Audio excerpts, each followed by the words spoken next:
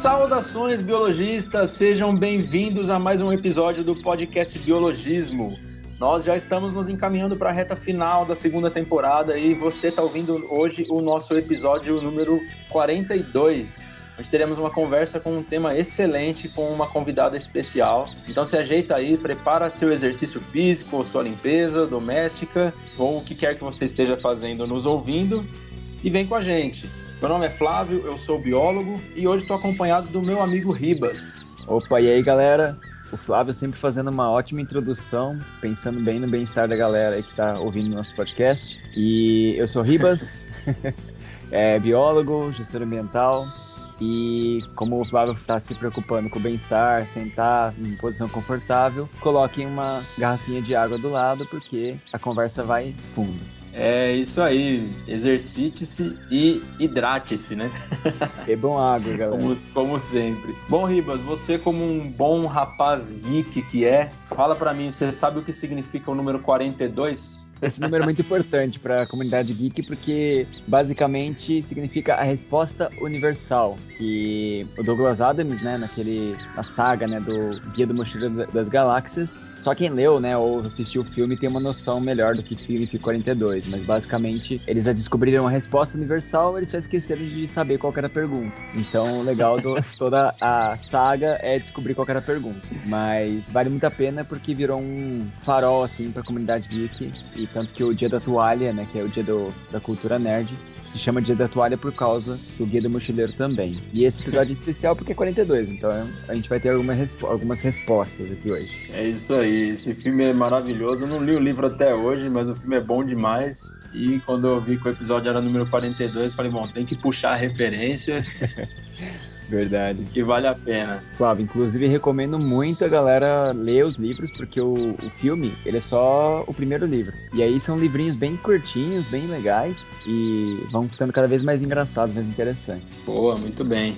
Bom, galera, e você que está nos ouvindo, se por acaso não conhece as nossas redes sociais, fica aqui o convite para você conhecer o nosso trabalho que a gente desempenha no Facebook, no Instagram, no YouTube um pouquinho também. Então, é tudo @biologismo, Instagram é @biologismo, facebook.com/biologismo. A gente tem publicações diárias sobre biologia, meio ambiente, ciência, sempre com aquele toque refinado de bom humor que a gente tem, né? Humor meio praça nossa, mas... Segue a gente lá, dá um feedback pra gente lá também do nosso podcast, conta pra gente o que você tá achando. Todo esse feedback que a gente tem dos nossos seguidores, dos nossos ouvintes, é sempre muito importante pra gente poder fortalecer nosso trabalho e até melhorar algumas coisas que não estão tão legais. Se você gostou muito, achou que tá excelente, super profissional, dê 5 estrelas. Se acha que a gente precisa melhorar um pouquinho, dê umas 4 aí, 4,5, não sei se dá pra pôr meio, mas é isso. Lá no...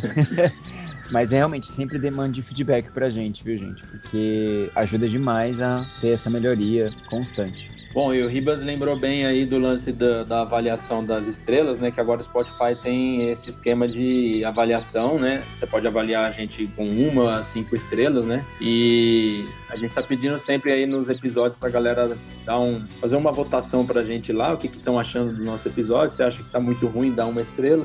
Se acha que tá muito bom, dá 5. Vai do seu critério aí. E nas outras plataformas também tem algumas com avaliações, então a gente sempre pede pro pessoal avaliar, pra gente saber, né, como é que tá a percepção da galera com o nosso trabalho aqui. Notícia do Ribas.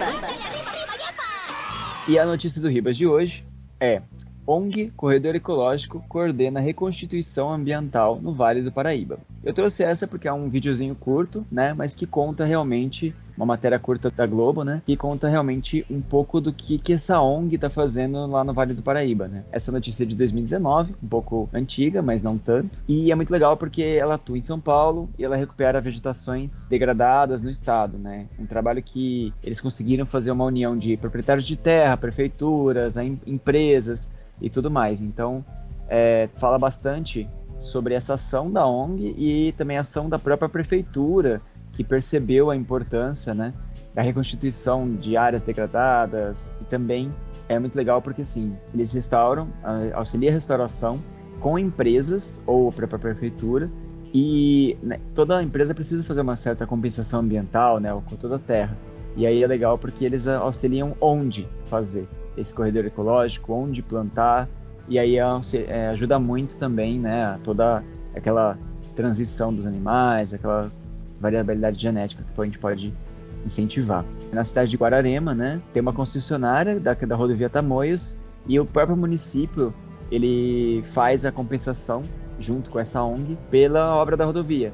Então ele auxilia sensibilizando os donos de terra, sensibilizando as empresas e tudo mais, para eles poderem auxiliar e fazer esse reflorestamento, esses corredores interessantes. Contando a notícia que, além de fazer uma boa parte de reflorestamento e tudo mais, ele também utiliza uma porcentagem menor para poder monetizar também com bromélias. Ele tem um café ali dentro que ele realiza também educação ambiental e tudo mais por ali perto. Então achei muito legal a notícia, porque é uma coisa que não é sempre fácil, né? A gente vê prefeitura, ONG, proprietários, empresas, todos fazendo um trabalho em conjunto ali em prol do meio ambiente, né? E tendo essa sensibilização, essa consciência bem unida, né? Unificada.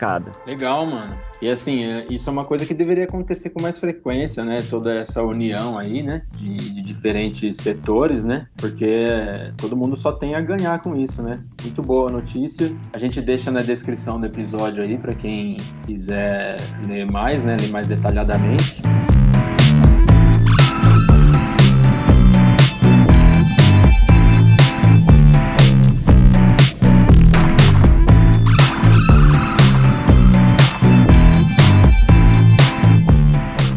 Beleza, então, galera. Então, sem mais delongas, vamos apresentar a nossa convidada, né?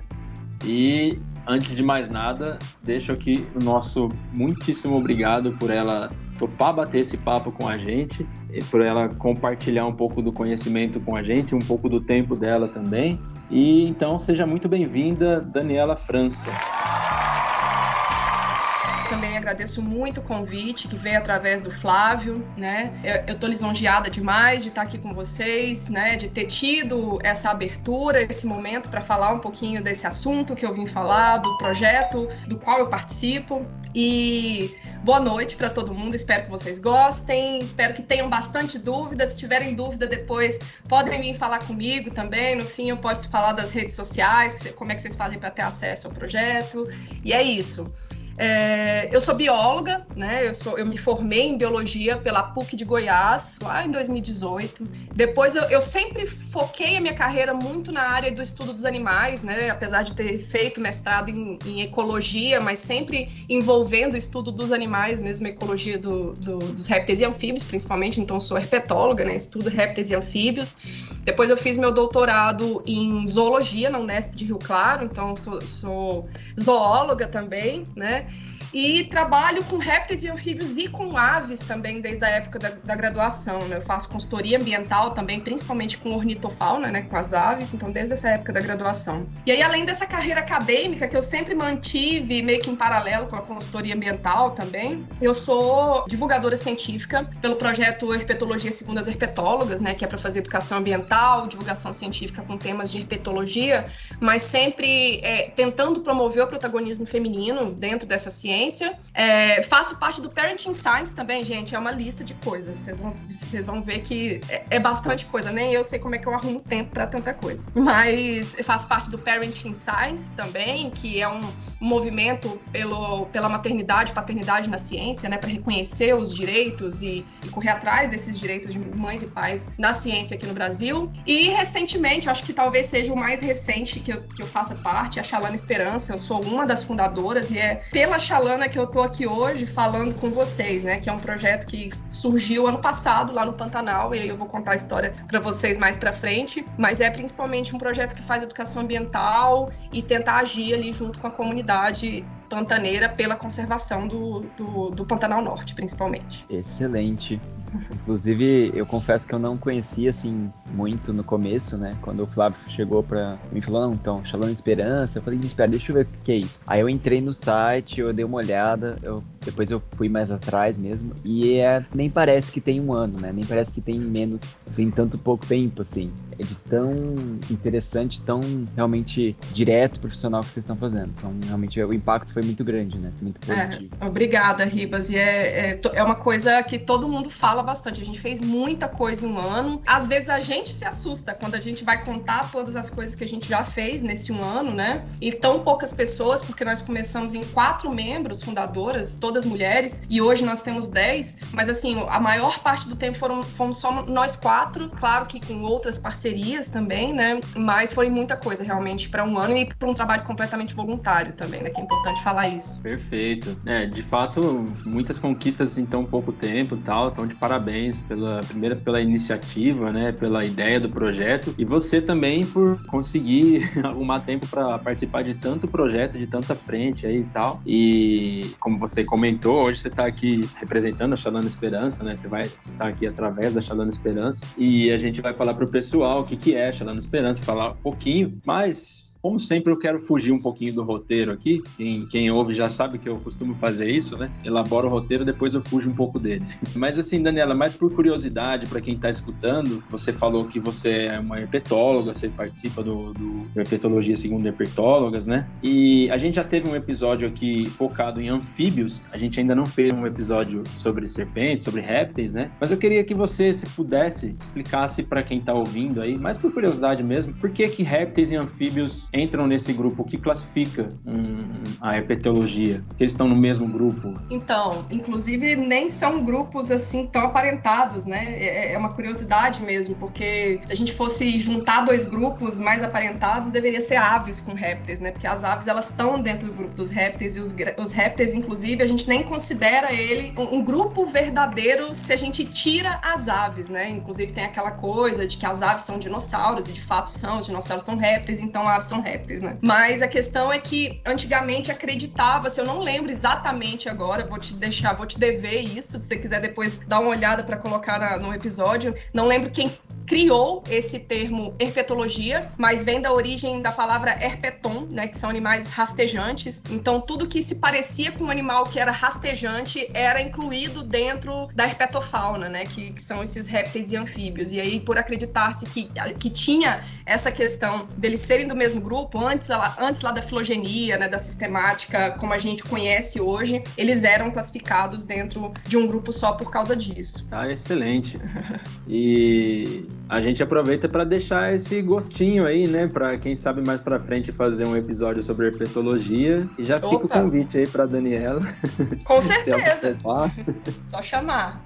Demorou, então. Bom, então vamos agora pro tópico mesmo, né? Voltando pro roteiro aqui. Daniela, queria pedir para você falar um pouquinho sobre o histórico da Chalana Esperança, que é uma organização recente aí, né? Mas que, como o Ribas comentou, como você também comentou, já tem algumas conquistas bem legais, inclusive, né? Mas queria que você falasse um pouquinho sobre como surgiu essa ideia. Vocês são originalmente em 4 biólogas, né? E, enfim, se pudesse falar como surgiu a ideia, como que foi a fundação, e aí a gente vai desenvolvendo a partir daí. Certo. É uma história muito peculiar, né? O surgimento da Chalana Esperança, que inclusive no início era Comitiva Esperança, e depois a gente descobriu que já tinha uma ONG chamada Comitiva Esperança, e tivemos que adotar a Chalana Esperança, mas eu vou explicar. Foi muito peculiar porque surgiu do nada, não foi uma ideia que eu e nem as outras 3 fundadoras tivemos assim, e falamos, vamos nos unir para juntar uma organização, uma instituição. Não foi isso. Foi uma das nossas fundadoras, a Luciana Leite, né? Ela foi pro Pantanal ano passado, em setembro, para comemorar o aniversário de casamento dela, e ela tinha esse sonho com o marido, chegou lá e viu o Pantanal pegando fogo, né? E se deparou com esse cenário. Ela já tinha visto nos documentários, né? No noticiário, na verdade, que o Pantanal tava com alguns focos de incêndio, que tava passando por essa estação muito seca, que tinha incêndio e tudo, mas ela falava com o pessoal de lá e falava, não, ainda tá controlado, tá normal, pode vir, que a gente consegue te receber.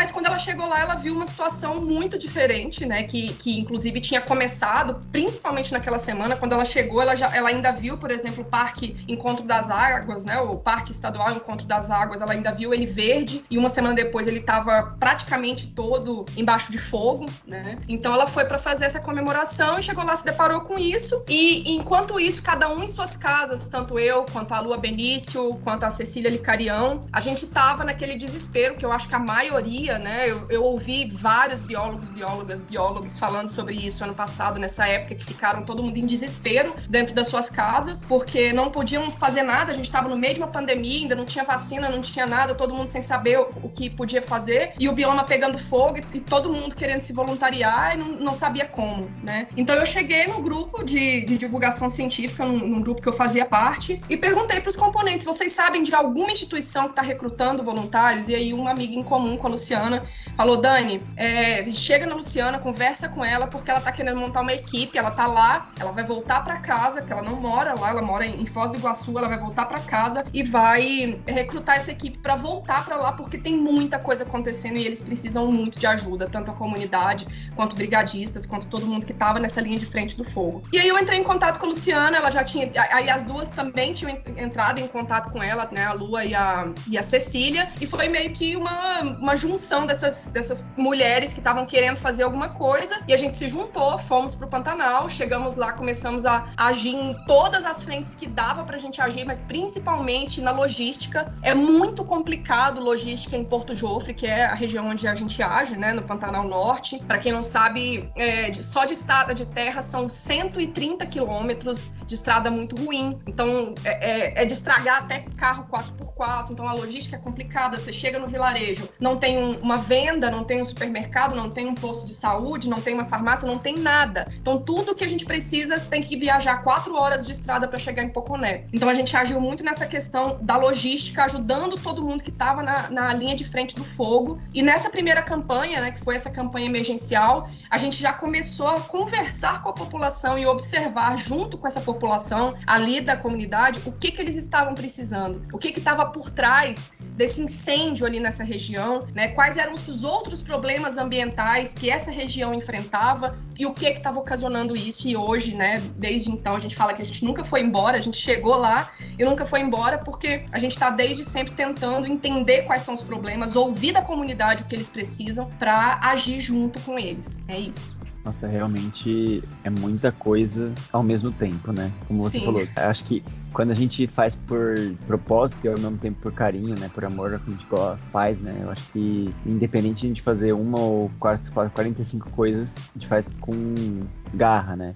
E realmente fazer tanta coisa, né, em tão pouco tempo e com uma efetividade tão boa, assim, né, de certa forma, pensando que a situação é bem triste, né, várias situações diferentes, é muito bom ter um grupo, pelo menos um grupo que tá conseguindo fazer essa parte de voluntariado, tá conseguindo colocar pra frente isso. E essa experiência com certeza deve ser muito louca por enquanto, né, acho que nem tem como falar se você é recompensadora, se não é ainda, né, você tá naquela correria ainda. A gente sempre fala que é uma montanha russa, principalmente quando é essa época de fogo, né, que não era tão comum ter uma época de fogo no Pantanal, mas já é o segundo ano seguido que a gente tem isso, infelizmente, agora com essa seca prolongada, principalmente. Mas a gente sempre fala que é uma montanha russa, né? Que uma hora a gente tá super feliz de conseguir apagar um foco de incêndio, ou que a chuva caiu, ou que a gente escutou de uma criança que, poxa, aquela segunda-feira foi a melhor segunda-feira da vida dela porque ela teve um curso sobre as serpentes. Mas aí, ao mesmo tempo, a gente vê muito bicho atropelado, a gente vê caça ilegal, a gente vê um monte de bicho carbonizado. Então é sempre essa montanha russa de sentimentos, de tantos problemas pra gente ajudar a combater e tanta coisa que a gente tem conseguido fazer, mas não é suficiente, né? É uma sensação, muitas vezes, de enxugar gelo mesmo. É a briga do educador ambiental, que é chamado de ecochato, né? Exatamente. Faz tanta coisa, tipo, social também, faz tanta coisa até para a economia, de certa forma, mas que tá sempre brigando por alguma coisa melhor, né? O interessante é que a Chalana, o projeto, ele surge de uma necessidade, né? Não é uma coisa, como você comentou, você estava buscando alguma ONG, alguma instituição para ajudar e tal, e como não tinha nada ali, já tinha essa necessidade e vocês decidiram tomar essa iniciativa, né? O que é bem legal porque, inclusive, vocês criaram um projeto com pessoas que não eram conhecidas, né? Vocês não eram amigas, conhecidas antes e tal, conheceram através disso, né? Mas com o foco, com essa força de vontade, né? De realmente ajudar o bioma que está ali próximo de vocês, que vocês estavam vendo, né? Porque assim, a gente vê muito pela TV e até posso usar a própria pandemia como exemplo, muito que a gente vê longe da gente acaba sendo banalizado, né? A gente se Você vê lá, acostuma. exatamente, se acostuma com a situação que é uma tragédia, tanto a pandemia quanto essas queimadas, né? Uma curiosidade aqui, fazia um ano que eu não gravava somente com o Ribas e uma convidada, né?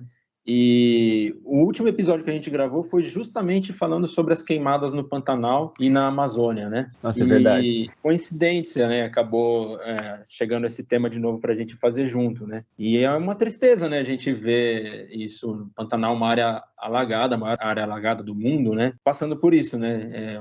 Algum tempo atrás era até uma coisa impensável, né? O Pantanal em chamas, né? Exatamente, é muito complicado. E o mais engraçado do que você falou, né, que a gente surgiu de uma necessidade, é que quando a gente pedia para se voluntariar lá no Pantanal, eu, as meninas e muita gente que eu percebi que queria se voluntariar e pessoas que chegam até a gente hoje para pedir estágio, pedem muito nessa época que está tendo fogo, né? Então, naquela época tinha muita gente querendo ir trabalhar no Pantanal e agora, de novo, surgiu muita gente pedindo estágio. Mas o nosso trabalho e o que a gente fez, a priori, era um trabalho que ninguém queria fazer ou que não sabiam que poderiam fazer, que é um trabalho invisível, esse trabalho da logística, principalmente, né? De ajudar, por exemplo, comprando medicamento ou conseguir transporte para um bicho que está machucado, ou simplesmente monitorar o rio para ver onde tem um bicho machucado e avisar os veterinários. Então, tem um interesse muito grande, né, desses profissionais de irem trabalhar com os bichos, fazendo salvamento, alimentando os bichos, mas quando é um trabalho mais burocrático, esse trabalho que não tem tanto reconhecimento, que fica por trás, né, dos bastidores, não tem tanta gente que quer se voluntariar para isso também. Então, eu queria muito até fazer um apelo, né, para que as pessoas entendam a importância desses trabalhos invisíveis também, né? Eles são menos reconhecidos, mas eles são tão importantes que, sem eles, esses outros trabalhos que são tão importantes quanto, não podem acontecer.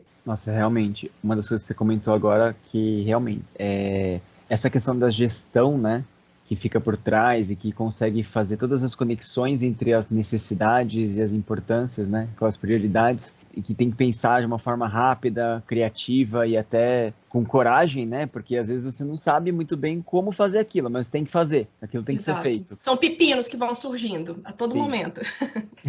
E acho que é muito importante o pessoal saber mesmo, porque é muito lindo chegar, falar, eu ajudei a cuidar da onça pintada, por exemplo, ou, né, ajudei a apagar o fogo e tudo mais, mas quem que tá ali atrás realmente chamando você para ajudar a apagar o fogo, ou que organizou toda a situação ali, junto com a prefeitura, junto com o bombeiro, junto com etc. Então, realmente, é estupidamente importante esse trabalho e, como você comentou, tem que ter mais gente que faça isso, tem que ter mais gente que bote realmente a mão na massa, e depois que você começa a fazer, é muito, muito bom fazer isso, né? Não é uma coisa que, tipo, fica 100% chato, fica importante e você corre atrás dessa prioridade, desse propósito, né?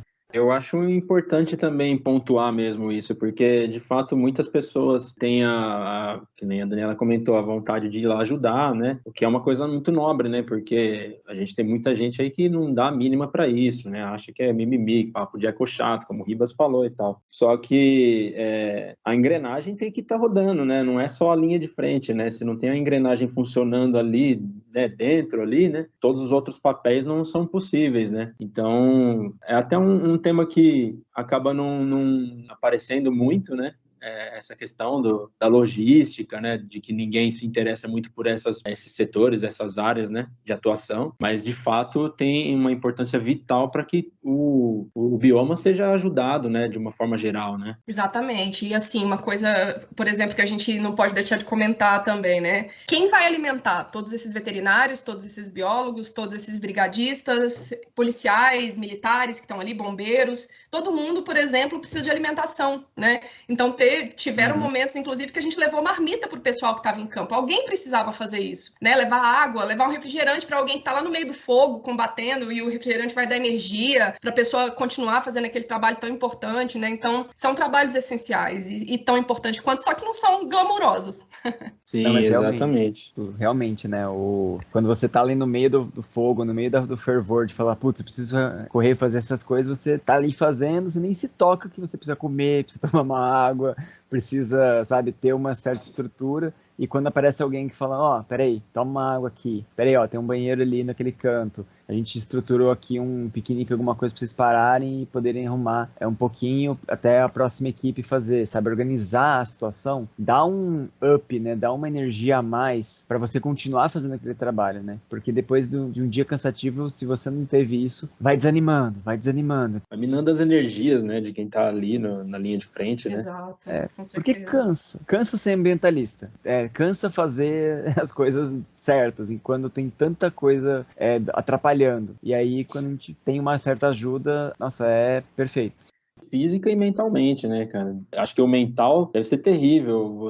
A gente vê aqui pela internet, vê pela televisão, mas agora você caminhar num bioma que é lindo, cara, que é uma coisa incrível, né? E ver fogo consumindo tudo, vegetação, ver um monte de carcaça de animal, né, carbonizado ali, deve ser extremamente desgastante. Acho que com certeza a Daniela pode falar um pouco mais sobre isso, pela experiência, né? Sim, com certeza. É uma das dificuldades muito grandes que a gente tem, é essa questão da saúde mental mesmo, né? A Luciana, inclusive, ela fala, até hoje, quando ela lembra do ano passado, ela chora. Eu comecei a desenvolver mais, acho que é quase um estresse pós-traumático que a gente acaba sofrendo, né? Inclusive, passou um Profissão Repórter na Globo, esse último que passou, acho que da semana passada, mostrou essa cena, que foi a cena que eu vi, inclusive, de novo lá no Profissão Repórter, e que eu fiquei mal o dia inteiro no outro dia de lembrar o que aconteceu, que foi essa cena onde eu abaixei e tinha uma cobra que eu nunca tinha visto viva na natureza. Eu vi esse bicho carbonizado e nesse mesmo local tinham várias outras, né? Cobra, para quem não sabe, é o meu bicho que eu estudo a vida inteira, né? Então tava ali aquele cemitério de cobras, várias não tinham sido carbonizadas, mas tinham superaquecido e morrido por causa dessa situação. Então aquilo me deixou tão mal que só de lembrar e reviver aquilo eu fico muito mal. Então a saúde mental da gente fica muito abalada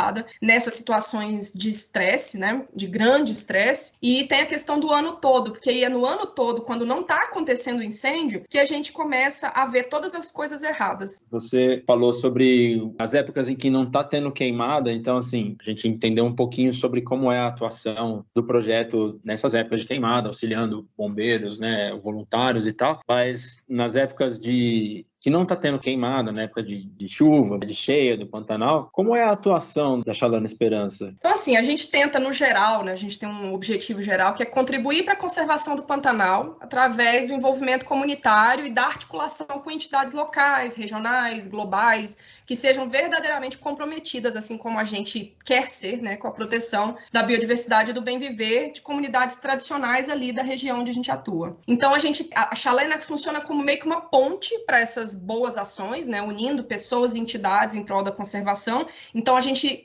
vive o tempo todo buscando parcerias e ligando parceiros com outros parceiros, né, instituições com outras instituições, fazendo essas pontes. E as nossas atuações, de fato, ali no Pantanal, que Chalana faz diretamente com a comunidade. Por exemplo, a gente tem alguns cursos, né, então fizemos cursos tanto para arrecadação de dinheiro para poder ir para o Pantanal, né, porque é isso que eu estava falando, a logística lá é muito complicada, então a gente muitas vezes tira dinheiro do próprio bolso, né, a gente acaba pagando para trabalhar, e aí temos que fazer algumas arrecadações. Ano passado abrimos 2 vaquinhas, conseguimos uma boa arrecadação para comprar equipamento de brigada, até caminhão a gente comprou e deixou para a comunidade usar na época do fogo, e agora esse caminhão está sendo usado para levar lixo, né, da comunidade para a cidade também. Então a gente faz essas campanhas de arrecadação, uma rifa aqui, uma rifa tarefa ali, um curso para arrecadar dinheiro. Por exemplo, a gente teve ano passado o curso Pantanal Vive, onde a gente teve a participação do Hugo Fernandes falando sobre as questões do Pantanal, né, sobre essa questão de mudanças climáticas e as consequências disso para o Pantanal. Nesse mesmo dia, eu dei uma palestra sobre a cultura pantaneira também, contando sobre a história da ocupação humana no bioma, que tem tudo a ver com tudo que está acontecendo hoje. É muito interessante as pessoas saberem que o modo de vida pantaneiro não afeta o ecossistema da forma como as grandes monoculturas afetam, né? Como a criação extensiva de milhões de cabeças de gado hoje afetam também, é diferente do que a gente tinha antigamente. Então, a palestra foi mais ou menos nesse assunto. E uma palestra sobre a Xalana também, né? Que a gente contou sobre as nossas ações, o que a gente pretendia fazer no futuro. Depois tivemos curso de diferenciação de serpentes peçonhentas, que eu dei 2 edições também para a gente arrecadar dinheiro, né? Cursos sempre filantrópicos, que a gente abre vagas para pagantes, mas abre vagas também para pessoas que não conseguem pagar. E aí tem os cursos de capacitação na comunidade também. Então a gente tem um projeto muito bonito, com 2 professoras incríveis que são biólogas, né? Uma é a Lua e a outra é a Raquel, que entrou recentemente na Xalana. A Raquel, ela dá o curso de crochê em malha para as mulheres do Jofre, e a Lua dá o curso de amigurumi, que são aqueles bichinhos de crochê, né? Que estão super na moda, inclusive agora. E esse curso é para capacitar essas mulheres, que muitas delas não têm uma fonte de renda, né? Então, muitas acabam dependendo de seus maridos, podem ficar expostas por causa disso a algumas situações de violência, de abuso. Então, a gente tenta capacitar elas, dar uma opção de renda para elas conseguirem sair de alguma situação que elas não estejam confortáveis com aquilo. Ter essa fonte de renda ajuda muito, né? A inclusão digital também é outro curso muito interessante, que o Heidegger Nascimento é um dos nossos únicos homens que a gente tem no grupo. Tem o Heidegger e o Daniel, que é o pousadeiro, que também faz parte da Xalana Esperança. O resto é tudo mulher. E o Heidegger, ele é um excelente fotógrafo, então ele deu um curso de fotografia em celular para a comunidade e de inclusão digital, porque a gente percebia que eles mesmos, o próprio pessoal ali da comunidade, eles não conseguiam relatar para o mundo o que estava acontecendo com eles, né? Então eles não tinham, ali temos a internet muito restrita, eles não tinham nem celulares, a maioria deles, então conseguimos doações de celulares também para ter o curso e tal. Então a gente, para inserir eles nesse mundo que hoje a gente não consegue fazer nada sem estar incluso nesse mundo digital. E nessa última campanha a gente teve também um curso sobre serpentes, identificação de serpentes, diferenciação de serpentes peçonhentas e não peçonhentas para as crianças da comunidade, na escola da Pantera, que é uma ONG internacional super reconhecida, que tem uma sede ali no Jofre também, e para os funcionários da Pantera, e a gente vai estender nas próximas edições para funcionários de outras pousadas também, porque o pessoal da comunidade trabalha nessas pousadas, então é muito importante para conservação, claro, a gente ter essas pessoas sempre do nosso lado, e entendendo a importância de conservar cada um desses animais, né? As serpentes ali, elas são muito vítimas de matança por causa da ignorância das pessoas, né, de não saber o que fazer quando encontra uma serpente. Então, foi uma demanda que foi pedida pela comunidade também. A própria comunidade pediu que a gente tivesse esse curso sobre serpentes. Esses são os cursos, mas tem várias outras coisas que a gente faz no decorrer do ano. Por exemplo, tivemos já campanha e colocamos placas para os turistas abaixarem a velocidade no tráfego de veículos ali na Transpantaneira. Tem muita gente que anda acima do limite de velocidade. Então, nós instalamos junto com a SEMA, com a SOS Pantanal, que é uma das nossas parceiras, né? E junto com a Ampara, placas pedindo para que os carros que estão passando abaixem a velocidade. Também ajudamos a instalação, compramos material, ajudamos na compra de material e ajudamos na instalação de algumas cercas para impedir que as onças pintadas entrem também no território de algumas pessoas ali das comunidades, na colônia de pesca, principalmente, porque tiveram alguns ataques de onças a cachorros, né? Porque acaba que a onça entra, o cachorro ataca e a onça, para se defender, acaba entrando em conflito com o cachorro. Então, são várias coisinhas assim que a gente vai percebendo e recebendo pedidos. A própria Patrulha Felina. A Patrulha Felina, para mim, é o projeto, assim, a menina dos meus olhos. Eu sou apaixonada por esse projeto, porque onde já se viu crianças cujos pais e a família toda vivem do turismo de observação de onças e nunca tiveram a oportunidade de entrar num barco e ir para o rio observar uma onça pintada ao vivo, de pé, né? Então, isso é uma das coisas que a gente propõe também, não só levar as crianças para ver onça, mas mostrar para elas que elas podem ter outras oportunidades na vida. Então a gente dá algumas palestrinhas durante o passeio, fala um pouco sobre os animais do Pantanal, que é o ambiente que eles vivem, que muitas vezes eles sabem mais coisa que a gente, mas a gente tenta levar uma visão diferente para eles, né? Que os bichos não são inimigos, que os bichos são quem dão a fonte de renda para eles e por isso eles precisam conservar. E a gente fez os mini guias de fauna também, de vertebrados do Pantanal. E esses mini-guias a gente colocou os principais animais que são mais comumente vistos ali na região, né, principalmente do Pantanal Norte também. Então temos répteis e anfíbios, aves, mamíferos e estamos produzindo o de peixes também. E aí esses mini-guias, eles já são distribuídos ali nas pousadas, para os turistas e também para as crianças e para a comunidade, e a gente quer imprimir mais para distribuir nas escolas da região, principalmente escolas públicas também. Incrível a quantidade de frentes de atuação que vocês têm, de iniciativas, é muito legal mesmo. Vocês têm projetos voltados para crianças, para mulheres, né, terem uma autonomia financeira, o meio ambiente, né, a fauna e a flora, né, a biodiversidade. É muito legal ver essa gama enorme de frentes atuando, né, sem deixar ninguém para trás, sem deixar ninguém de lado, sem colocar ninguém acima de ninguém ali. E realmente um projeto socioambiental fantástico, vocês estão de parabéns mesmo. E uma coisa que não deve ser nem um pouco fácil de fazer, como você comentou, tem que colocar dinheiro do bolso de vez em quando, né? E isso só demonstra todo o envolvimento que vocês têm, a paixão que vocês têm pelo ideal, pelo projeto, né? Pela iniciativa, né? E já falando assim sobre as dificuldades, né? Quais são os pontos que mais colocam obstáculos assim para o projeto? Acompanho já o seu Instagram, o Instagram da Chalana Esperança, então de vez em quando a gente vê um pouco sobre a dificuldade, a gente vê um pouco sobre as conquistas também. O que me vem à cabeça agora foi uma publicação relativamente recente de uma batida de carro, um acidente de carro que vocês tiveram em uma estrada ali, né? Então eu queria que você falasse um pouco sobre isso, sobre essas dificuldades e como que o pessoal pode ajudar, né, também, né? Quem está ouvindo, no caso. Perfeito, Flávio. Essa batida, a gente ficou com um rombo muito grande, ainda bem que a gente já conseguiu pagar uma parte, né, por causa das doações. Então, mais uma vez, eu agradeço muito todo mundo que doa. A maioria do nosso apoio vem por meio de doações, inclusive doações individuais, essas vaquinhas que a gente faz. Algumas instituições, inclusive tem uma instituição que doa pra gente às vezes, que é a Live, que é de moda fitness, que ela patrocina a Lua. A Lua, ela é Instagrammer, né? Ela é blogueira de vida saudável e tudo, ela é lutadora, então a Live já patrocinava ela e através dela a gente conseguiu esse patrocínio. Já é a segunda vez que a Live patrocina a gente, assim, com um valor bem alto e dá pra gente cobrir muitos rombos que a gente tava, né? Então, cartão de crédito estoura, fica uma coisa, assim, complicada.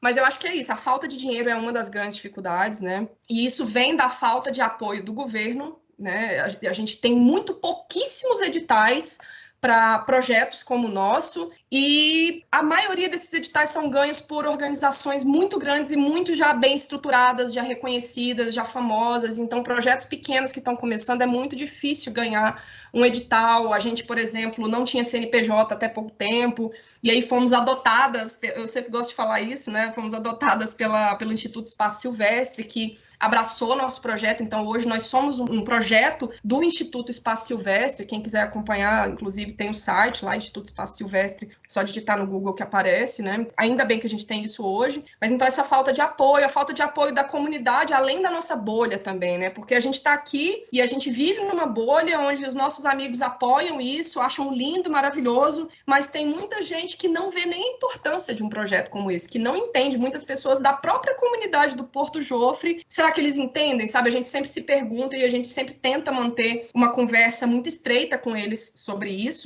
de querer saber se eles entendem a importância de tudo isso e o real motivo da gente estar fazendo tudo isso junto com eles, né? Então é muito complicado quando a comunidade, quando a sociedade não entende, dela dar algum retorno ou inclusive inclusive, de pressionar os órgãos públicos, de pressionar o governo para que façam alguma coisa. A gente vê muito isso acontecendo, principalmente nesse nosso momento político do Brasil. Mostrar também, outra dificuldade é mostrar que só há conservação com o envolvimento da comunidade. Então, tem muita ONG que se recusa a trabalhar com a comunidade. Teve ONG que se recusou a dar água para o gado, por exemplo, de pequenos produtores lá do Pantanal, ano passado. Então, a gente teve que agir nessa intermediação também, mostrando, né, que, poxa, é a fonte de vida desse pequeno produtor ali, ele não está causando impacto. Quem causa impacto não é esse pequeno produtor. Então, tudo isso a gente precisa também, às vezes, intermediar. Então, a gente precisa, uma das coisas que a gente faz muito é chamar a comunidade para junto, porque não há, eles é que sabem, eles é que estão ali, eles é que sabem o que eles precisam, quais são as dificuldades deles, e se enquanto eles estiverem passando dificuldade, eles não vão conservar o meio ambiente. Então, é muito necessário a gente ter esse diálogo. A questão da autoestima da comunidade também, principalmente as crianças que acham que não vão crescer na vida, que vão crescer e vão ser piloteiros de barco como os pais deles, e não vai ter outro futuro para eles se não for aquele, que não tem nenhum problema de ser piloteiro, né? Mas tem crianças que têm sonhos e acabam abafando esses sonhos por achar que não podem. Então, a gente tem que lidar com isso também para fazer essas ações todas com eles, né? O baixo engajamento da comunidade também, às vezes, no projeto. Então, muitas vezes a gente tem que ir na casa de uma por uma para chamar para o curso de crochê, ou para chamar para a patrulha felina, ou alguma coisa assim, alguma ação que a gente está promovendo. A falta de apoio do agronegócio, né?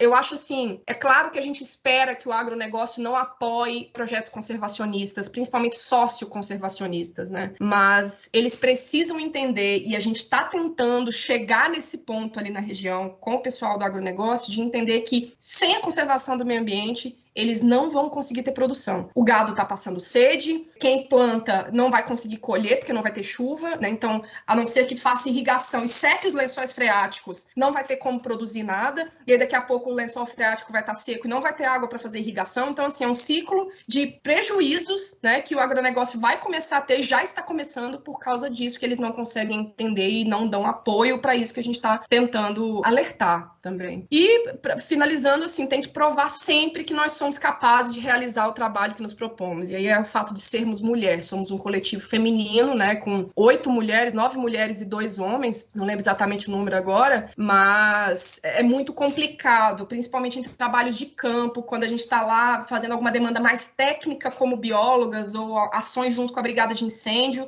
A gente tem que provar o tempo todo que nós somos mulheres, mas nós somos capazes de fazer aquele trabalho que nos propomos a fazer, né? Ao contrário do que muita gente acredita, né? Então, eu acho que é até uma coisa boa, eu até falei isso em uma palestra esses dias, que eu não gosto muito de aparecer em rede social, mas às vezes eu me forço e eu ponho a minha cara ali e falo do trabalho que eu tô fazendo, que é para mostrar para as outras meninas que elas podem entrar ali e fazer aquele mesmo trabalho, que elas podem ocupar aquele espaço. Então, é muito importante isso também. Perfeito. É representatividade, né? Exato. É muito importante mesmo mostrar para uma menina que, como você comentou das crianças, né, que de repente tem uma autoestima mais baixa, acha que nunca vai ser nada além daquilo ali, você vai mostrando que pode sim, que é possível, e vocês estão provando quão capazes são de tocar um projeto desse muito bem sucedido, ajudando pra caramba a sociedade, a comunidade local, ajudando o meio ambiente, e até os agricultores, o pessoal do agronegócio que mesmo torcendo o nariz, não entendendo ainda, infelizmente, né, a importância do meio ambiente, ainda com esse trabalho você acaba ajudando eles também, né? Você ajudando a preservar o meio ambiente, o bioma ali, você também acaba ajudando a produção dele, né?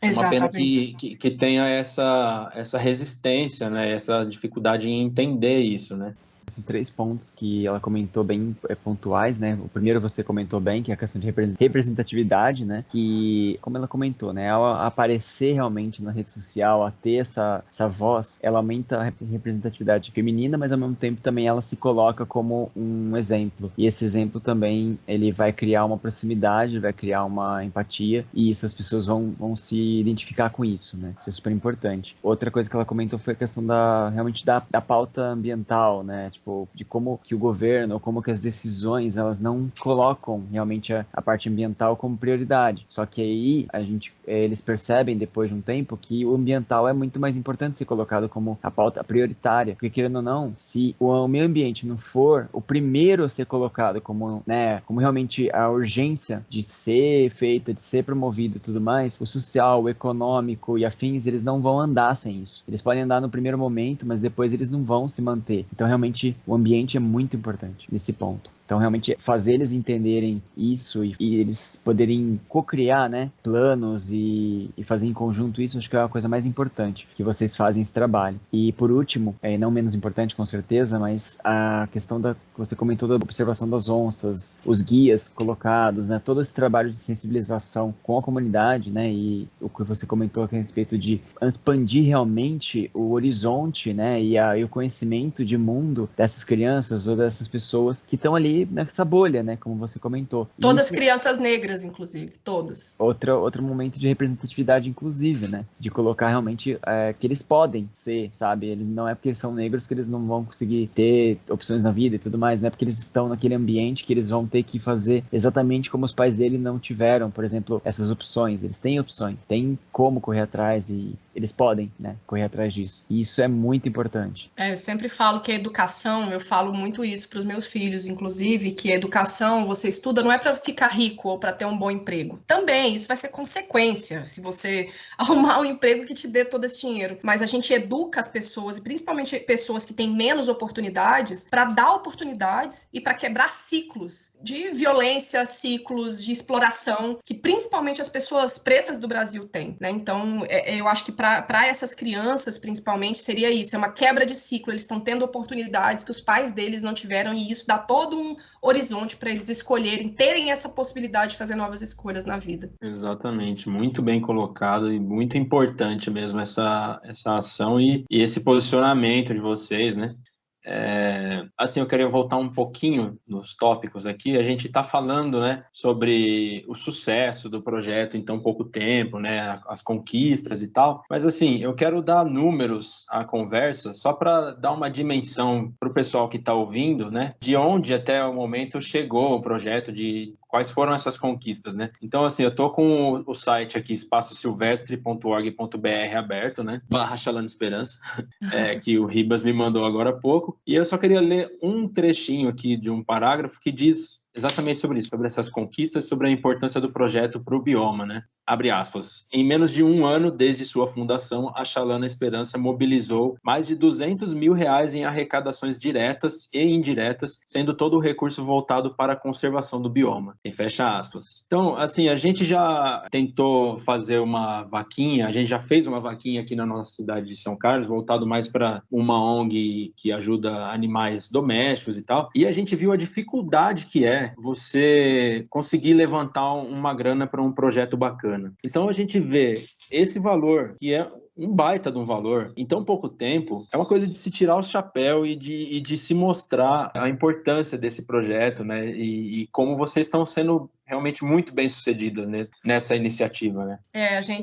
Isso aí está desatualizado, porque nessa última campanha a gente mobilizou um fundo grande também, porque a gente estava fazendo, por exemplo, compras para os brigadistas. Gente, acreditem se quiser, olha a falta de apoio. Os brigadistas do ICMBio estavam sem refeição, eles estavam comendo barrinha de cereal e paçoquinha. Então, só a compra semanal que a gente tinha que levantar, e assim, foram doações, a gente ficava nessa, né, de logística. Quem pode doar, quem pode pagar a conta do mercado.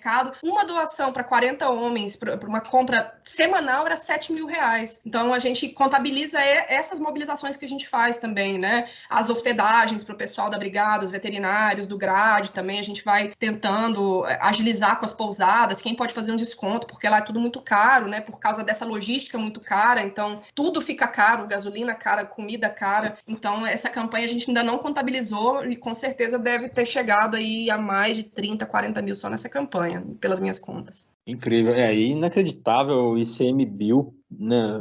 Um órgão desse tamanho, dessa importância, passando por uma situação dessa, né? Sim. De falta de apoio, né? A gente comenta aqui de vez em quando que, beleza, né? Antigamente não era a maior prioridade, né, do país, o meio ambiente, a conservação, mas o patamar que a gente está hoje em dia, infelizmente é outro, bem diferente, né?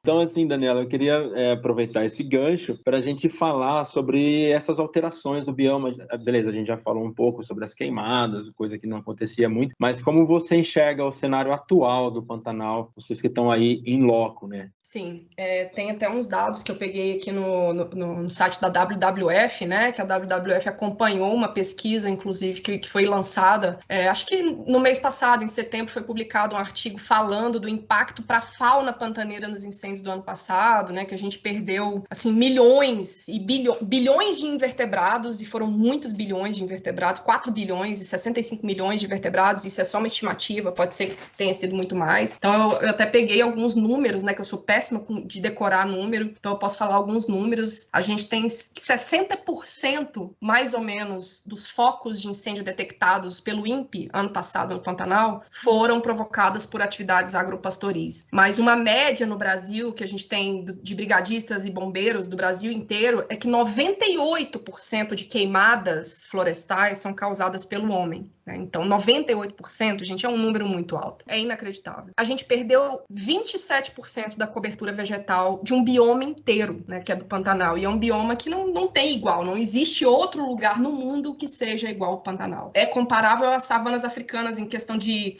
abundância de bicho, né? Tem muito bicho. É possível a gente ver 6, 7 espécies de mamíferos de grande e médio porte num dia de passeio no Pantanal, coisa que a gente não vê em lugar nenhum do Brasil, né? Então, é muito desesperador o que está acontecendo, né? O impacto na fauna ainda não foi inteiramente mensurado, né? Como eu falei para vocês, foi estimativa.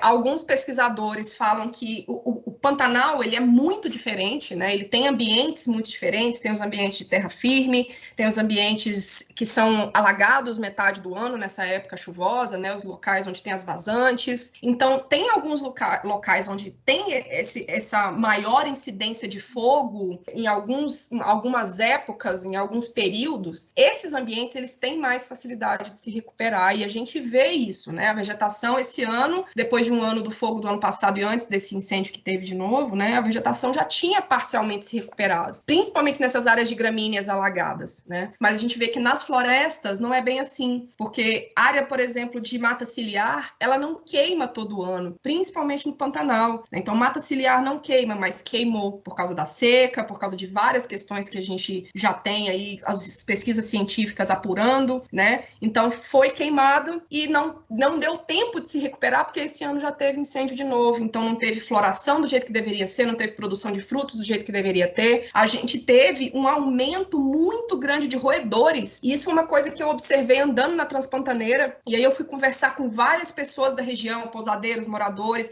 para perguntar, sem sugerir, né, o que estava acontecendo, mas eu perguntei, vocês acharam que aumentou a população de rato aqui esse ano? E aí foi unânime, todo mundo da região falando, caramba, aumentou demais. Por que será? Né? Porque as cobras foram as principais afetadas. 79% dos animais mortos foram répteis, e desses 79%, 95% era de serpentes. Isso é dado desse artigo que foi publicado em Embrapa Pantanal, junto com a FMT e outras instituições, outros cientistas ali que estudam Pantanal, né? Então, foi um impacto muito grande para a comunidade de serpentes. Provavelmente, claro que isso precisa ser estudado, é uma hipótese que tem que ser testada, né? De que a mortalidade das cobras pode ter ocasionado esse aumento tão grande da comunidade de roedores, mas a gente já vê que existe uma mudança, né? Saiu, inclusive, a BBC publicou uma reportagem, que eu até participei também essa última semana, falando dessa questão dos animais terem se acostumado a pedir, a mendigar comida. Então, a gente vê que os animais, eles conseguem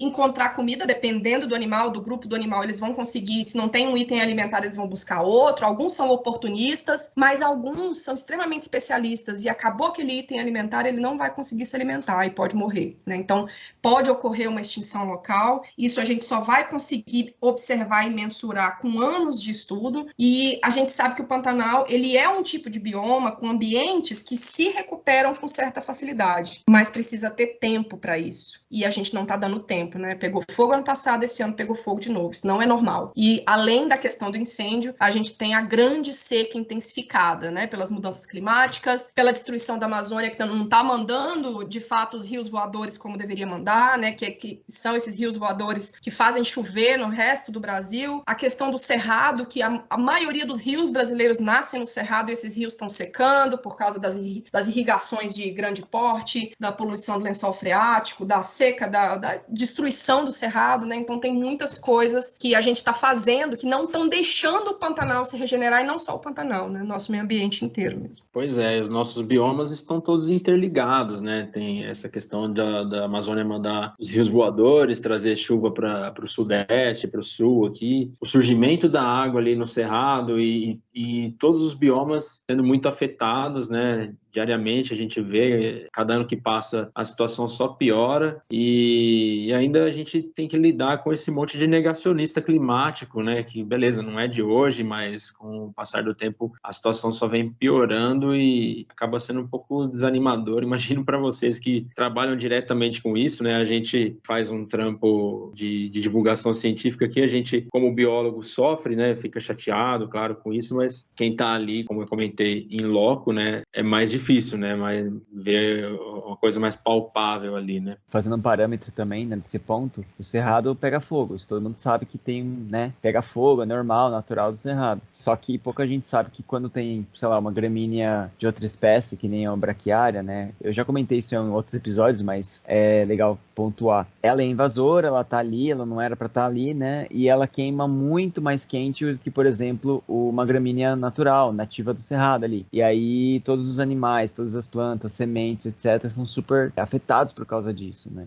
E isso, querendo ou não, é uma ação do homem, né? Que tá ali junto. Então, são poucas as coisas que as pessoas não sabem, acham que, tudo bem, queimar o cerrado tá ali, tá queimando natural. Mas não sabem que o problema é questão de gestão ali também, sabe? Saber que não pode acontecer de ter uma gramínea, sei lá, invasora, alguma coisa assim. E como vocês comentaram, tem muita coisinha que é importantíssimo ter esse conhecimento pontual, ir atrás e fazer do jeito certo, né? E é aquela coisa que eu falei, né? Não é todo o ambiente do cerrado que pode queimar, assim como não é todo o ambiente do Pantanal que queima. As pessoas têm o costume de generalizar tudo, acham que cerrado são só aquelas arvorezinhas tortas, que estão um pouco espaçadas umas das outras, com a gramínea, né? E aí vem a braquiária, acha que braquiária é uma vegetação de cerrado. A gente tem várias plantas exóticas no cerrado, principalmente gramíneas, como você falou, Rivas, e com certeza isso dificulta demais, né? Porque essas plantas, elas não estão adaptadas ao fogo como as plantas nativas, então elas vão reagir de uma forma diferente, vão queimar mais ou com uma velocidade um pouco maior, né? Vão ter reações diferentes ao fogo e vão queimar, elas vão chegar a esses ambientes em que o fogo natural não pegaria, como a mata ciliar, por exemplo, né? E aí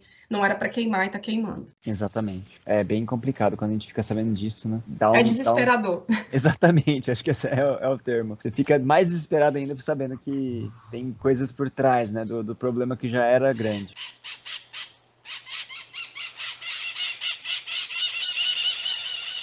Bom, Daniela, e aí a gente, né, falou de vários problemas aí, de problemas financeiros, de queimadas, de atrito com o agronegócio e tal, mas acho que é importantíssimo a gente falar também sobre os pontos positivos, né, da atuação da Chalana Esperança. O que você pode falar para a gente para dar uma animada na galera aí? Por favor, precisamos falar de alegria, né? Porque de tristeza a gente já tá cheio na vida, estamos no meio de uma pandemia ainda, né? Então acho que a gente precisa mesmo falar de um pouco de ponto positivo. E são muitos, né? E é por isso que a gente continua fazendo esse trabalho. Inclusive, eu acho que o trabalho de biólogo, claro que boa parte dele a gente faz por amor, né? Não seria diferente, porque a gente escolhe a profissão muito por isso também. Senão a gente escolheria uma que desse mais dinheiro, né?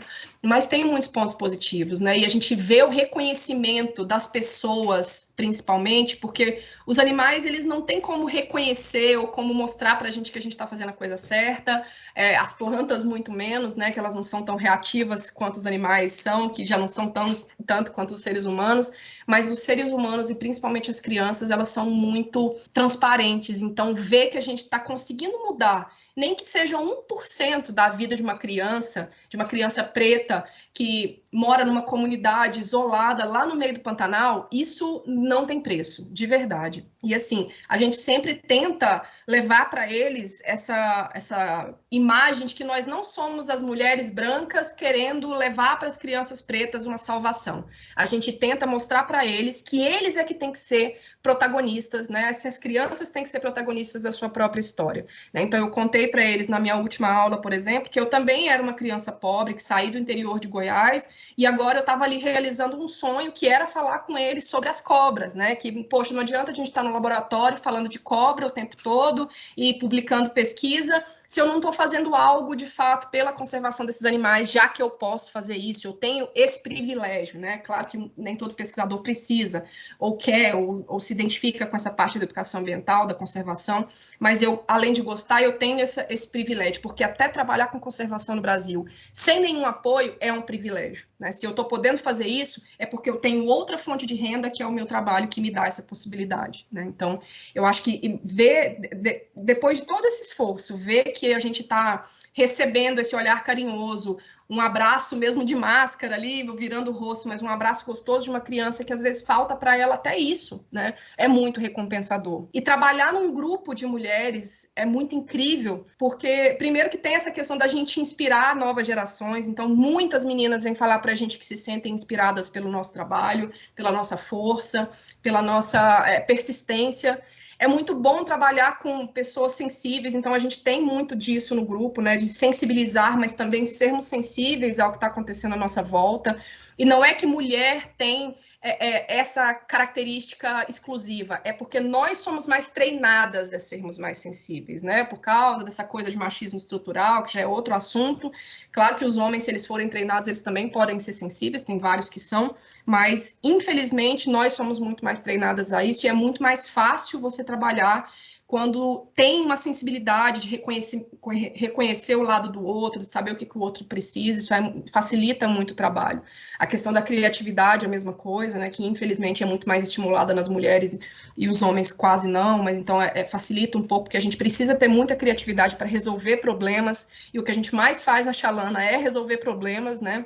Então eu acho que tem muito isso, a gente vê que a gente está fazendo alguma coisa, a gente sentar numa reunião e falar, vamos listar tudo que a gente fez, e a gente vê que a gente muitas vezes nem sabia que tinha feito tanta coisa, né? Como você foi falando agora, Flávio, e a gente mobilizou 200 e tantos mil reais. Eu falei, poxa, é muita coisa, né? Então isso vai dando uma sensação de dever cumprido e de que a gente está fazendo alguma coisa pelo mundo, sabe? Mesmo que seja pouquinho. Mas eu sinto que é minha obrigação, né? Eu sou bióloga, a comunidade, a sociedade pagou meu mestrado, meu doutorado, que eu fiz em instituições públicas, e eu estou podendo devolver o conhecimento que eu acumulei para pessoas que precisam muito. Então, eu me sinto muito grata de poder fazer tudo isso. Perfeito. Nossa, ótimas colocações que você pontuou agora. E eu queria só comentar uma que eu achei ótima, que você falou que é importante mostrar para as crianças pretas ou povos indígenas, né, que o protagonismo é delas, né, que vocês não estão ali como Salvador branco, né, aquele coisa de white savior, né? Exatamente. E o protagonismo é delas e elas podem tomar esse protagonismo para elas, né? E importantíssimo isso, realmente muito legal a questão da representatividade e tal. E aí, assim, Daniela, a questão dos privilégios, né, que você comentou, do mestrado e tal, que nós três aqui tivemos a oportunidade de fazer uma graduação, né, uma pós-graduação em ciências biológicas, na área que a gente ama e tal. Como você comentou, a gente pôde optar por não ir atrás do dinheiro, né? Não escolher uma profissão pelo dinheiro, mas pela paixão. Isso acaba sendo um privilégio, né? E não é nenhuma questão de assistencialismo, nem nada, mas é uma questão realmente de devolver à sociedade, né? De você Exatamente, reconhecer esses privilégios que você teve, né? Enquanto estudante de graduação, de pós-graduação, e devolver de alguma forma à sociedade, né? E essa maneira que vocês vêm fazendo isso, desempenhando esse papel, é incrível, é primordial, assim mesmo, para o meio ambiente e para a sociedade como um todo, né? É isso mesmo, eu acho que você falou um ponto muito importante da gente comentar, né? Que enquanto a gente tiver privilégios, quer dizer que alguém está com menos direitos do que deveria estar, né? Claro que ter educação não deveria ser considerado um privilégio, todo mundo devia ter acesso à educação e devia ser de uma forma igualitária, mas enquanto outras pessoas não tiverem esse acesso, até ser educado, ter acesso à saúde e educação no país, vai ser um privilégio, tem que ser encarado dessa forma, e a gente tem que usar isso para gerar oportunidades para essas pessoas que não têm esses privilégios e essas oportunidades, com certeza. Sem dúvida. Tô há 2 episódios seguidos, né, gravando, e o anterior também foi de pessoa que, sabe, pegou, foi sensibilizada por alguma coisa complicada em loco, né, e aí resolveu fazer alguma coisa, né, foi a Camila também. Eu sinto que a gente precisa de mais pessoas desse tipo, sabe? Que vão fazer algo importante, só porque ele é importante, só porque ele foi uma coisa sensibilizada, e isso, querendo ou não, vicia. Porque vicia de uma forma positiva, claro. Vicia mesmo. E é como você disse, tem muita coisa positiva. É muito bom ter essa proximidade com as pessoas, poder ver que elas se tocaram, falando, pô, pera, eu tenho, né, eu sou protagonista da minha vida, eu consigo fazer, e ainda tem o pós, né? Pós aquele trabalho, que é quando você vê aquela pessoa ou aquela comunidade andando por si só, sabe, fazendo seus próprios trabalhos, seus próprios projetos e colocando pra frente isso. E acho que não tem nada mais recompensador para um educador, especialmente, né? E para um ambientalista, acredito, nessa área, que realmente colocar e ver que, sabe, você não tá sozinha, que as pessoas estão conseguindo fazer também, e isso tá criando força, né? É verdade. Eu queria falar só mais uma coisinha sobre isso, inclusive. E é claro que tem uma parte positiva incrível que é estar no Pantanal, né, gente? Que é um lugar maravilhoso. Eu aconselho para todo mundo, gente, pelo amor de Deus, antes de ir para o exterior, visita o Pantanal. Visita o Pantanal. Porque, olha, a conservação do Pantanal, inclusive, depende muito do ecoturismo, né? Então, a gente, fazendo turismo no Pantanal, a gente está apoiando a conservação também. O pessoal de lá do ecoturismo, a Ecopan, que é uma associação que nós somos membros honorárias, inclusive, que é a Associação do Ecoturismo do Pantanal Norte, eles são muito envolvidos com essa questão da conservação, porque eles entendem que sem o ambiente conservado eles não conseguem ter o retorno financeiro, né? Então, eu falo para vocês, visitem o Pantanal, que para mim não existe lugar no mundo, e olha que eu já visitei, eu só não conheço 3 estados do Brasil. Para mim, o Pantanal é o lugar mais incrível que a gente tem aqui, de longe. Verdade. Isso é uma das coisas super importantes, né? O pessoal fica muito colocando, porque eu vou visitar tal país, e porque tal país é lindo, porque tal. Só que não olha para o próprio país, que é maravilhoso, né? A gente tem tantos mistérios, tantas coisas escondidas, e, assim, não só pela parte turística, mas pela parte que nos toca, né? Vamos dizer, né? É maravilhoso em todos os sentidos, né? Então, realmente, visitem o Pantanal, como ela comentou. Eu preciso, inclusive, é um dos sonhos de vida, assim. E outros locais no Brasil são maravilhosos, assim. A gente tem um monte de bioma incrível, diverso aí, uma biodiversidade sensacional, então não falta lugar maravilhoso, natural para a gente visitar aqui no Brasil, né?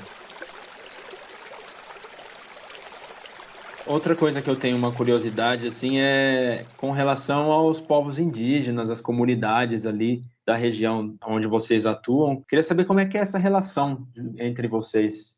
A Chalana Esperança ainda não acessou diretamente os povos indígenas ali da região do Porto Jofre. A gente tem algumas comunidades ali sim, mas com acesso também bem mais complicado, né? Subindo o rio é bem mais complicado acessar o território desses povos indígenas, o que por um lado é até bom, principalmente nessa época de pandemia, né? Porque, inclusive, eles estavam restringindo esse acesso. Nós fizemos algumas ações em prol deles também. Então, na época do ano passado, pegou fogo nas terras indígenas ali da região, eles perderam inclusive a horta, que era o que alimentava eles, ficaram sem nada. Então, teve alguns momentos que a gente teve também que comprar cesta básica, arrecadar alimentos, arrecadar semente para eles plantarem a horta de novo, né, e dar certa assistência. Então, tem uma iniciativa também chamada Comitiva Esperança, que é até um nome bem parecido com o nosso, né, a gente adotou o nome de Comitiva Esperança, e deixa eu até explicar, porque eu acho que é interessante, por que a gente adotou esse nome. Porque a gente age numa região ali, que é Porto Jofre, onde fala do Rio Piquiri, São Lourenço e o Paraguai,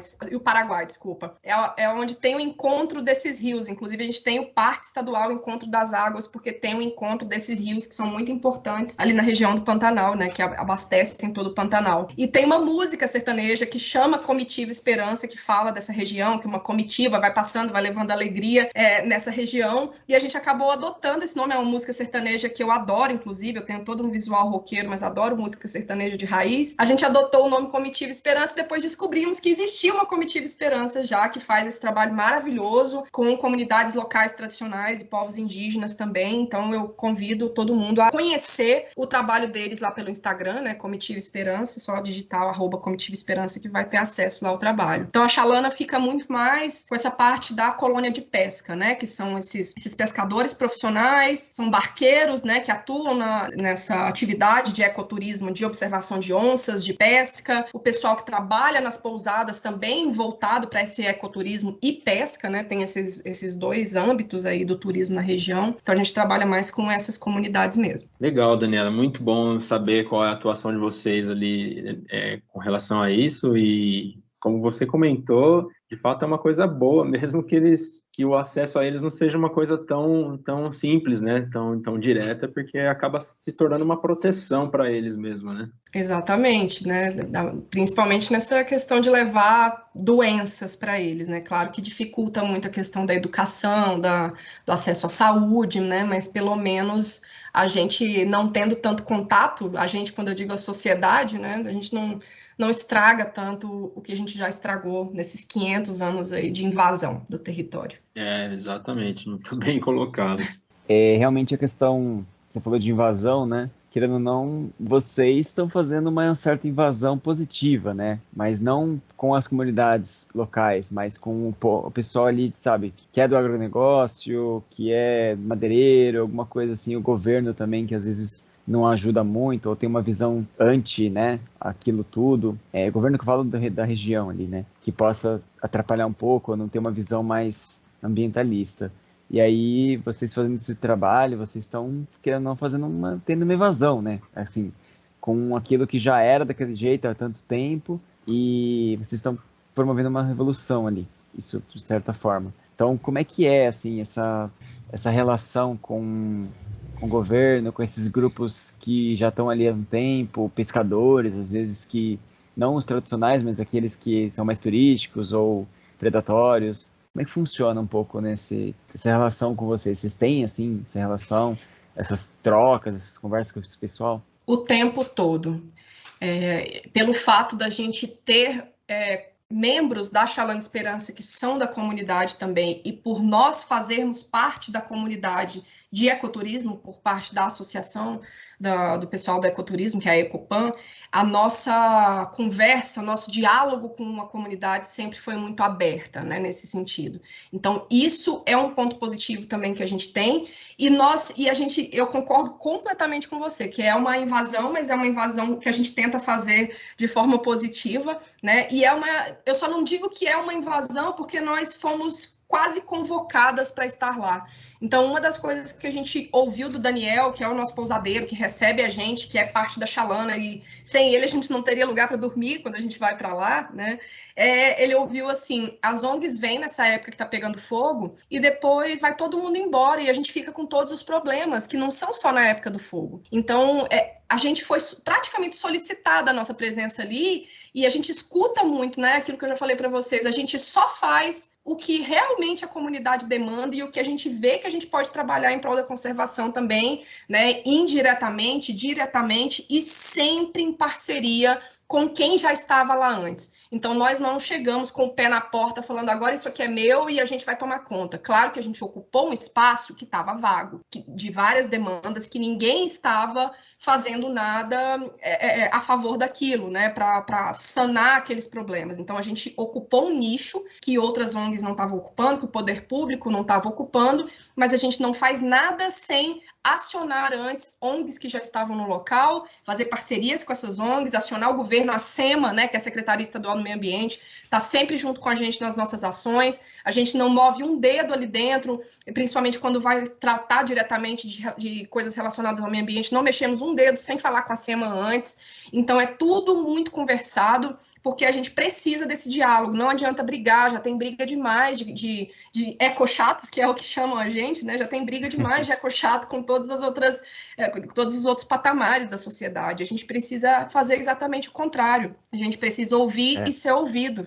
Então, a gente se mostrar aberto para o diálogo é o primeiro passo. Então, a gente tem tentado fazer dessa forma. É como você disse, essa parte de gestão, né? Quando a gente faz uma gestão ambiental, faz essa parte de realmente fazer as conexões entre os agentes, né?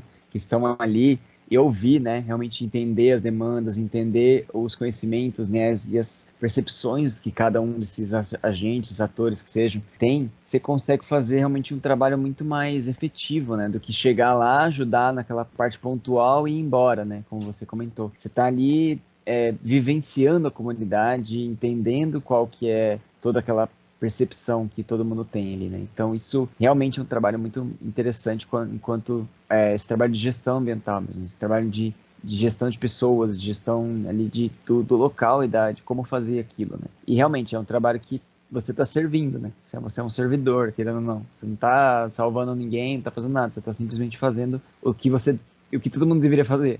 Chegar ali e fazer o que deveria ser feito, né? Então, realmente é bem difícil lidar com isso. Eu acredito, como você comentou, tem os comentários do EcoChato, tem muita... Lidar com gente é muito difícil. É a parte mais importante, mas mais difícil. É a parte mais difícil. E a questão de linguagem, né? De comunicação é muito complicada, porque você tem que se adequar o tempo todo, tem que saber se comunicar com todos os níveis de entendimento, os níveis de prioridade e até mesmo sociais que sejam.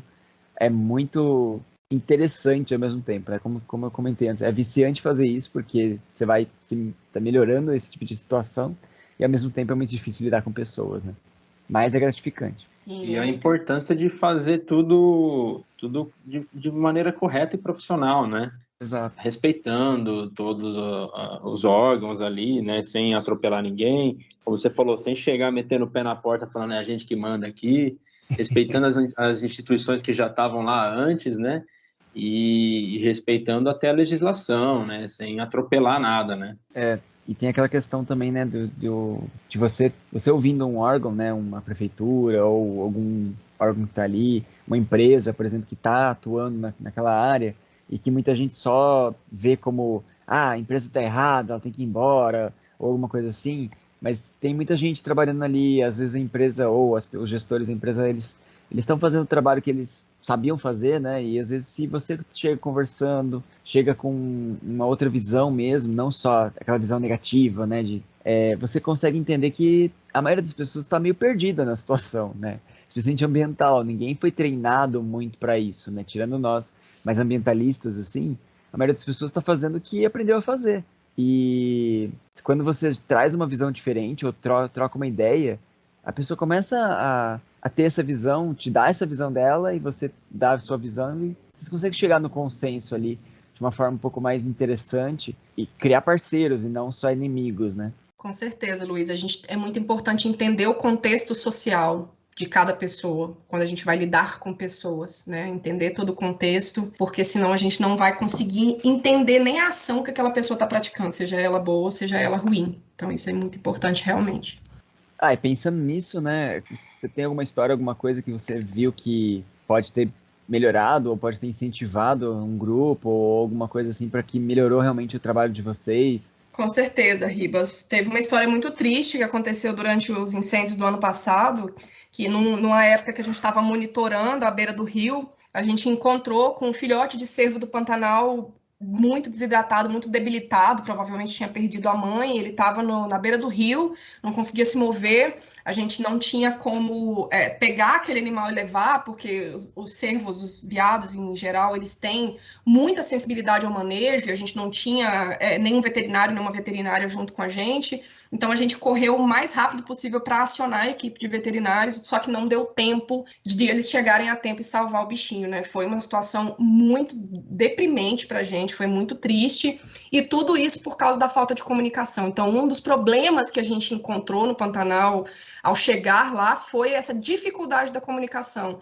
Não tem sinal de celular, em alguns pontos pega vivo, mas é muito ruim, às vezes não consegue dar uma notícia a tempo, pedir um socorro, uma emergência a tempo, fica dependendo do Wi-Fi das pousadas, que muitas vezes podem cair, quando tem muitos hóspedes eles não funcionam, então é uma complicação muito grande. E aí, graças a essa situação traumática que a gente viveu, a gente movimentou também, junto com o pessoal da SOS Pantanal, uma campanha que é a campanha Ligue para o Pantanal. A gente tentou mobilizar junto com as telefônicas e algumas empresas de internet para conseguir alguma forma de ter uma comunicação de emergência ali no Pantanal. E tem uma empresa agora de internet que a gente não pode divulgar ainda, porque ainda é um projeto piloto, mas estão testando nesse momento um ponto de internet emergencial ali no meio da Transpantaneira, onde qualquer pessoa que vá trabalhar numa situação de emergência, médicos, bombeiros, brigadistas, vão ter a senha desse local para poder acionar numa situação de emergência como essa. Então foi uma vitória que partiu de uma tragédia e a gente fica feliz de poder ajudar sobre isso também. Caramba, que coisa importante, né, para situações como essa, né, de agilizar um socorro, né, alguma coisa. Infelizmente partiu de uma notícia triste, né, de uma história triste, como você comentou, mas que bom que deu para tirar algo produtivo disso, né, e torcemos para que futuramente isso possa salvar outras vidas, né, de animais e tal. Exatamente, com certeza. Essa questão de comunicação, né, e por ser um espaço muito amplo, né, muito extensão de terra muito grande, né, e de difícil acesso às vezes, realmente atrapalha muito, né, esse resgate ou até mesmo uma urgência de uma ação, né, ou até mesmo saber que aquilo está acontecendo, né. Então, na própria Amazônia, né, a gente até comentou uma época em outro, em relação a falando quando tem uma queimada ou alguma ação, né, de madeireira e tudo mais, o povo até fica sabendo por satélite, mas até chegar lá ou até ter alguma ação expressiva, nem consegue chegar lá de vez em quando. Então, é muito difícil, né? Trabalhar com um local natural, mas que ao mesmo tempo tenha dificuldade de comunicação, né? Como você comentou, né? De deslocamento e outras coisas. Então, realmente, vale muito a pena essas ações de empresas ou até mesmo vindo de vocês que consigam trazer uma urgência maior e aí tem essa união, né? Das pessoas de realmente, pô, deixa eu melhorar a tecnologia aqui ou deixa eu ampliar a minha área e tudo mais para poder auxiliar essa ação. Infelizmente, normalmente esse tipo de coisa acontece algo ruim antes para poder ter essa ação em conjunto, né? Sim, geralmente é assim, é verdade. Covid, né, que a gente tá aqui... Total. Bom, Daniela, e óbvio que a gente não podia deixar de fora esse tópico, né, que é muito importante para vocês e, consequentemente, para o Pantanal, para os povos e para a biodiversidade como um todo ali, mas... de que forma quem está ouvindo pode ajudar a Chalana Esperança e o Pantanal, consequentemente, né? Olha, em primeiro lugar, Flávio, cobrar dos governantes. Eu acho que isso tem que ser uma prioridade que todo brasileiro tem que ter na vida, todo brasileiro tem que ter na vida, que é saber votar. E para saber votar, tem que, no mínimo, saber quais são os seus problemas, ter conhecimento de quais são suas limitações, de quais são seus direitos, do que está precisando, de quais são suas demandas, de quais são os seus lugares na sociedade. O pobre tem que ter consciência de que ele é pobre, que ele precisa de educação, que ele precisa de saúde, e a gente tem que ter consciência de classe. E isso é muito urgente. A gente tem muito essa coisa agora de, como é que pode ter pobre de direita, né? Então, até estava ouvindo um episódio da Rita Von Hunt no Tempero Drag hoje de manhã, que inclusive é uma indicação que eu tenho para todo mundo, que eu acho incrível, que ela fala muito dessa questão social, dessa questão histórica, de todos esses problemas que a gente tem passado. E falando isso, a gente é criado para naturalizar que algumas pessoas são exploradas, que outras podem ser exploradoras. A gente é criado numa sociedade dessa forma, em que umas são exploradas e outras exploram, né? E a gente não pode normalizar isso. Então, eu acho que, assim como tem essa questão social, tem a questão do meio ambiente também, né? O meio ambiente, ele pode ser explorado, mas ele tem que ser explorado de uma forma o mínimo sustentável possível. E a gente precisa saber quem é que está defendendo isso lá na hora da votação. A gente tem que saber em quem votar. Não podemos votar só por causa de um interesse particular, porque na hora do meio ambiente estar completamente alterado por causa de uma mudança climática, não vai adiantar eu ter a minha roupinha de grife, né? Então isso é muito importante. E outra coisa é doando, claro, né? A gente pede para quem puder doar, né? Claro que eu escuto, tem uma amiga minha que até fala, poxa, a gente gasta dinheiro com tanta coisa supérflua, por que não doar R$5 para um projeto de conservação, né? E é bem isso mesmo. Então, cada um pode doar com aquilo que for possível, R$1, R$2, quem puder doar R$100, maravilhoso, vai ajudar demais, mas cada um doa aquilo que pode, né? A gente tem o Pix lá no nosso Linktree da Chalana Esperança, inclusive é o nosso e-mail, o nosso Pix é chalanaesperança@gmail.com, né? Mas lá, se vocês quiserem ver direitinho lá no nosso Instagram, @Chalana Esperança, tem tudo lá, como doar, tudo como fazer direitinho. É tudo vinculado à conta do Instituto Espaço Silvestre, tudo registrado, a gente presta conta de tudo. Então, tudo que a gente faz a gente coloca cada gasto, temos planilha de gasto para todo mundo que quiser conferir para onde está indo seus 5, 10, 20, 100 reais, né? E compartilhando, que tem muita gente, principalmente nessa situação que a gente está hoje em dia aqui no Brasil, tem muita gente que não tem possibilidade de doar dinheiro, e a gente entende completamente isso, né? Mas se compartilhar posts no Instagram das nossas ações, o que a gente está fazendo, do que a gente precisa, já é uma ajuda enorme, né? E sempre usar também o seu privilégio para falar sobre conservação, né? Quem puder fazer isso, quem tiver gosto por fazer isso em redes sociais, em palestras, com crianças, né? Sejam professores, sejam pais, eu acho que falar sobre esse assunto é muito necessário para ajudar não só a Xalana, mas o meio ambiente, o Pantanal e tudo mais. É isso. Eu super concordo com a primeira parte do seu comentário aí, você mencionou até a Rita, ela é excelente, ela é ótima, né? É uma aula atrás da outra, os vídeos dela e tal. E, obviamente, também reforça essa necessidade de ajudar a ONG, né, o projeto. Quem tiver a oportunidade, tiver a possibilidade de ajudar. A gente, aqui no episódio, a Daniela demonstrou muito bem, deixou muito bem claro, né, a importância de ajudar um projeto desse. Se você ainda não está convencido de ajudar, volta no começo do episódio e escuta de novo aí. Muito bom. Você vai ser convencido. Vai lá nas nossas redes sociais, vai ler as postagens, e tenho certeza que tem alguma lá que vai tocar seu coração, com certeza. É isso aí, exatamente. Isso aí mesmo, sabe? Tipo, você não precisa... Às vezes, se você não tiver realmente R$1, R$2 para doar, né? Ou tiver dificuldade para fazer isso, doe seu tempo. Aqueles 30 segundos, aqueles 10 segundos para divulgar, falar um pouquinho sobre isso com os familiares, com os amigos. Mandar pro episódio, né? Para saber um pouco mais, para ver a Dani falando, né, um pouco mais sobre, ou mandar o Instagram deles, o site, para divulgar melhor um trabalho bom, né? A gente compartilha tanta coisa errada, né? Tanta coisa supérflua, e aí quando é uma coisa legal, uma coisa que pode tocar o coração de alguém, às vezes a gente fica, não sei e tal. Então, doe seu tempo no mínimo, sabe? E claro, ajude doando dinheiro também, porque eles precisam, é sempre útil, mas vale a pena. Obrigada.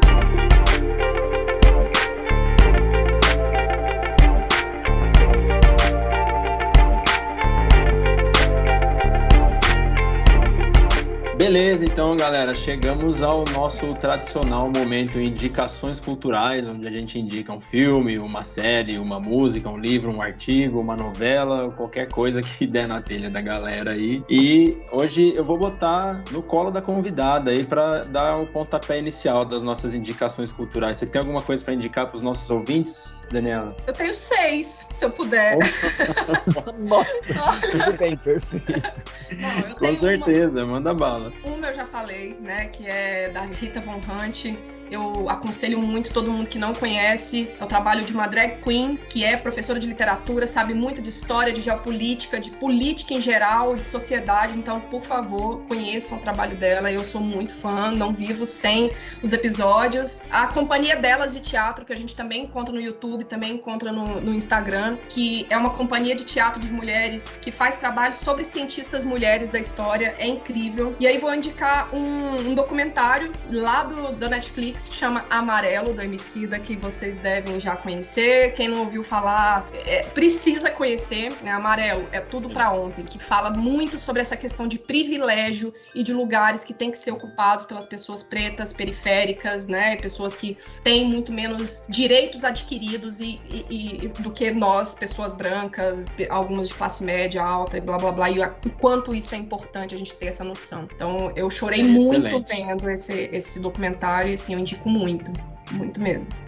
Outra, Sex Education, que é uma série da Netflix também. Eu tô nessa fase de séries na pandemia, porque não tá dando pra ler muitos livros por causa de criança e pandemia, aquela coisa louca. Então, pra esfriar a cabeça, às vezes é uma série que vai me acrescentar algo, mas às vezes é só pra distrair também, né? Sex Education fala muito de, como o nome diz, educação sexual, mas eu acho que todo mundo deveria assistir, desde crianças de 12 anos de idade até pessoas mais velhas com 90, porque também ensina muita coisa pra vida, é super legal. E aí, o Sertão Velho Cerrado também estava na Netflix, eu não sei se ainda está, que conta a história do Cerrado, a degradação do Cerrado, o que a gente precisa fazer, se o Cerrado ainda tem uma salvação. É um documentário também muito bom, Sertão Velho Cerrado. E um livro infantil, que é O Sonho de Ágata, da minha amiga Luciana Leite, que também é da Xalana Esperança, que fala de uma pequena menininha cientista. Na verdade, ela sonha em ser cientista e cada dia da vida dela, elas têm um sonho diferente, com um tipo de ciência diferente que ela gostaria de ser, um cientista diferente.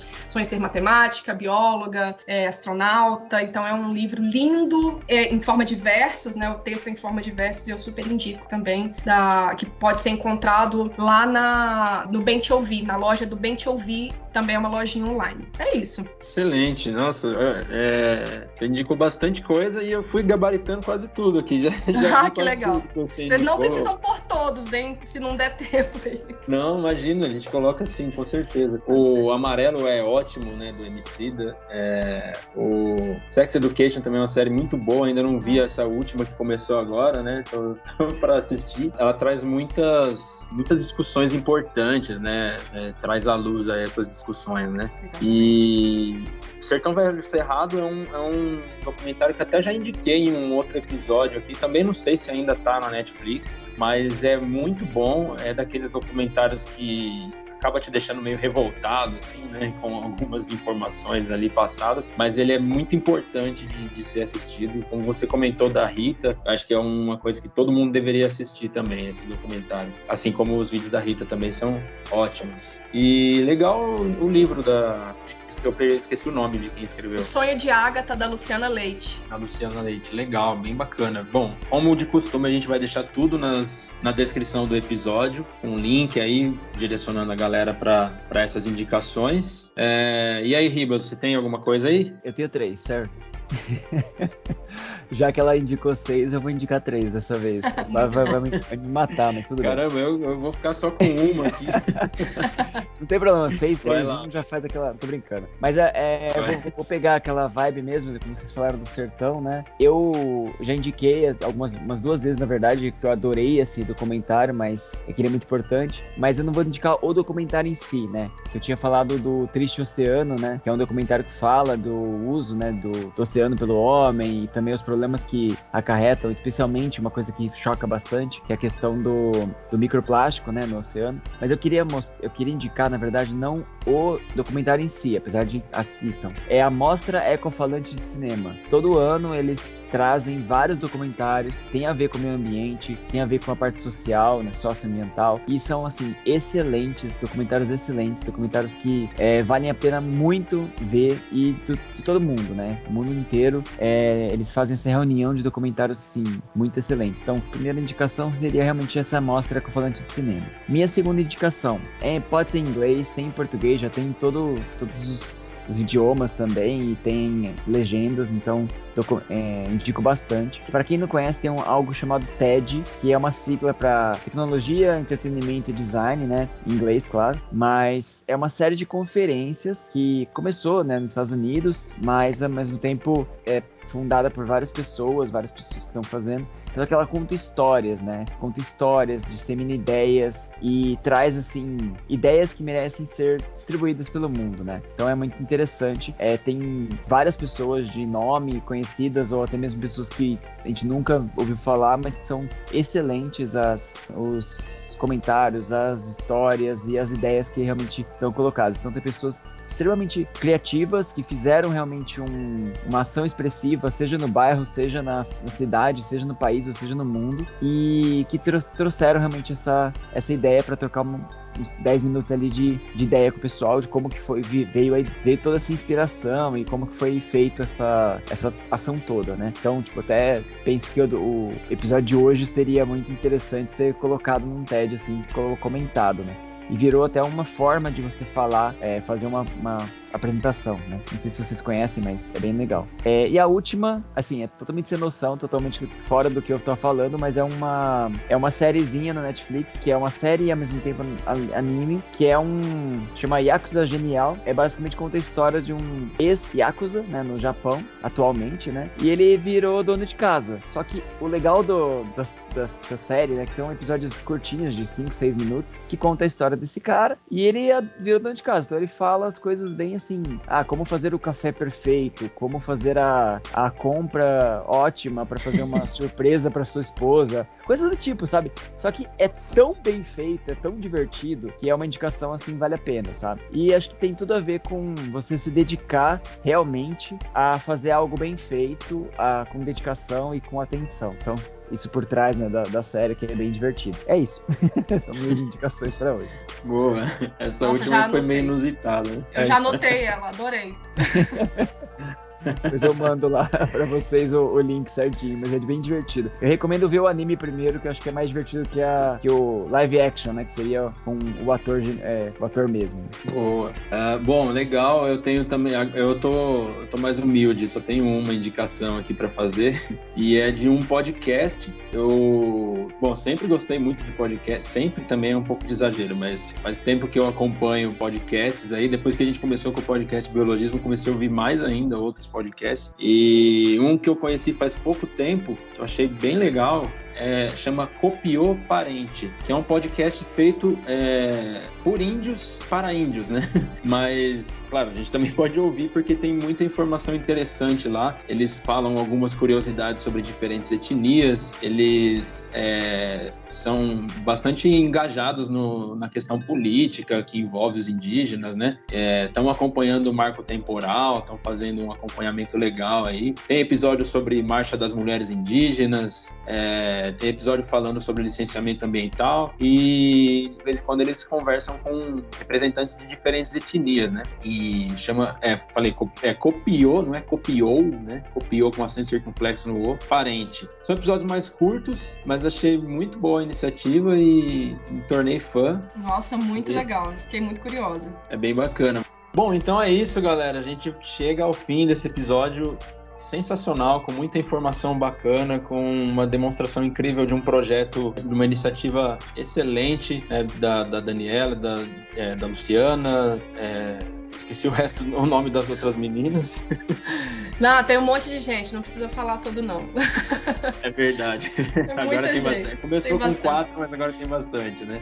No início éramos eu, Luciana, Lua e Cecília. Agora temos mais algumas pessoas, várias. Não vou nem falar também, porque minha cabeça é ruim, se esquecer de alguém vai me dar problema.